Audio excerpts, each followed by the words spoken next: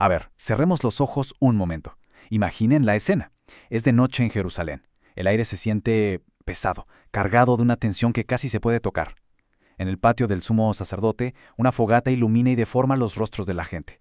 Y por ahí, entre las sombras, hay un hombre tratando de pasar desapercibido, con el corazón latiéndole a 1000 por hora. Bueno, pues ese hombre es Pedro. Y apenas unas cuantas horas antes, esas fueron sus palabras, tal cual. Una promesa súper audaz, una de esas declaraciones de lealtad que todos hemos hecho alguna vez, ¿no? Llenos de fervor. Pues justo ese es el pedestal altísimo desde el que está a punto de caer. Y en su caída vamos a ver un reflejo de nuestra propia fragilidad. Y aquí es donde todo cambia, porque esta no es nada más la historia de una promesa que se rompió. No, esto es como una disección del alma humana cuando está bajo una presión que parece insoportable. Una exploración de cómo la valentía simplemente se deshace. Muy bien, vamos a meternos de lleno en esto. Para entender la dimensión de lo que pasa, hay que ver el panorama completo. Jesús acaba de ser arrestado. Todas las expectativas de sus discípulos, que esperaban un reino, un triunfo, bueno, pues se hicieron polvo contra la dura realidad de un juicio ilegal. Y aquí hay que hacer una distinción que es clave. A ver, Pedro no es un cobarde, para nada. Es el mismo que unas horas antes sacó la espada para defender a su maestro. Eso es valentía física, un impulso del momento. Pero lo que se le pedía ahora en ese patio era algo muy, muy diferente. Era convicción moral. La fuerza para aguantar vara cuando uno está solo y el peligro es de a de veras. Entonces, ¿qué fue lo que de verdad quebró a Pedro? Miren, no fue un solo golpe. Fue más bien un desgaste, una erosión psicológica que fue ocurriendo poco a poco. Hay 3 factores clave. Primero, sus expectativas se derrumbaron. El Mesías que él seguía no estaba peleando.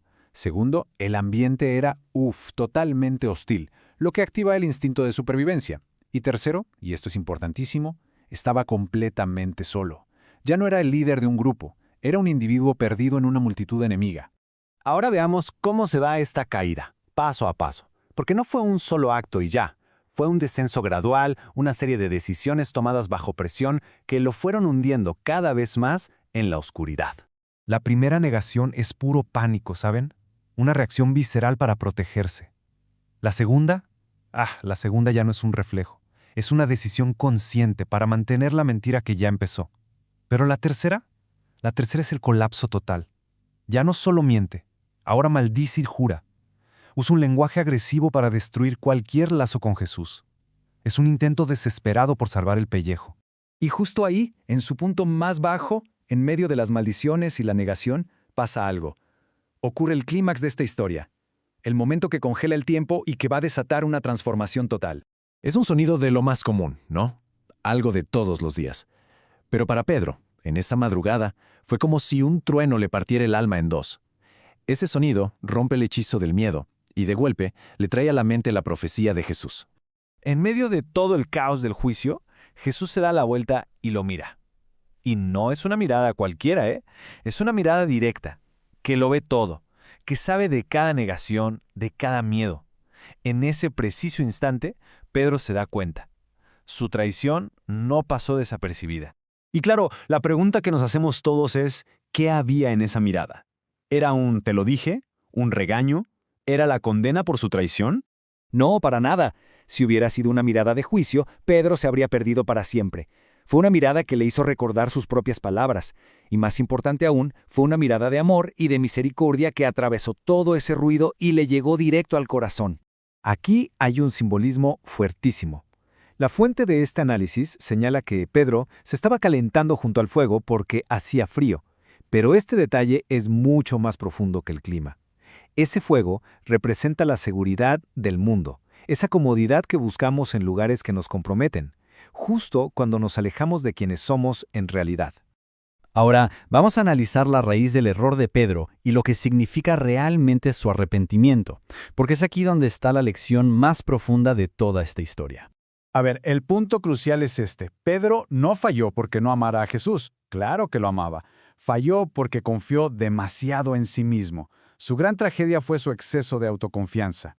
Él de verdad creía que su propia fuerza, su lealtad, su amor, que todo eso iba a ser suficiente para aguantar lo que viniera. Y esta historia nos enseña que el amor humano, por más fuerte que sea, se puede romper si no está anclado en algo mucho más grande.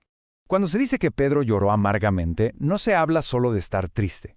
Se está describiendo una metanoia, una palabra griega que significa un cambio radical de mente y corazón. Es mucho más que sentir remordimiento, es una reconstrucción completa. En ese llanto se muere su arrogancia, su autosuficiencia.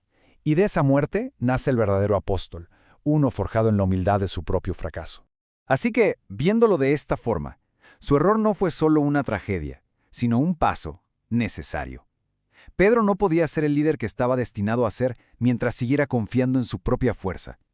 Tenía que tocar fondo para entender, pero de verdad, lo que significa la gracia. Y bueno, esta historia ha resonado por siglos porque es básicamente un espejo de la experiencia humana.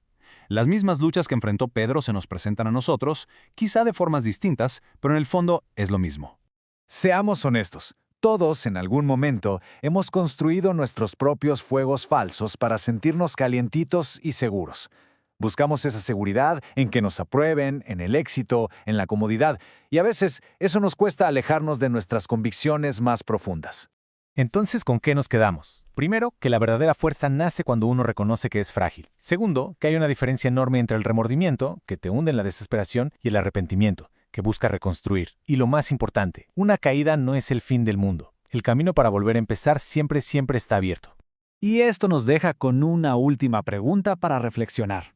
Si fallar es parte de ser humano, algo inevitable, ¿será posible que sea justo en ese punto de quiebre donde podemos encontrar el inicio de una fuerza más auténtica, más real? Quizá el fracaso no es un punto final, sino una invitación a una transformación mucho más profunda.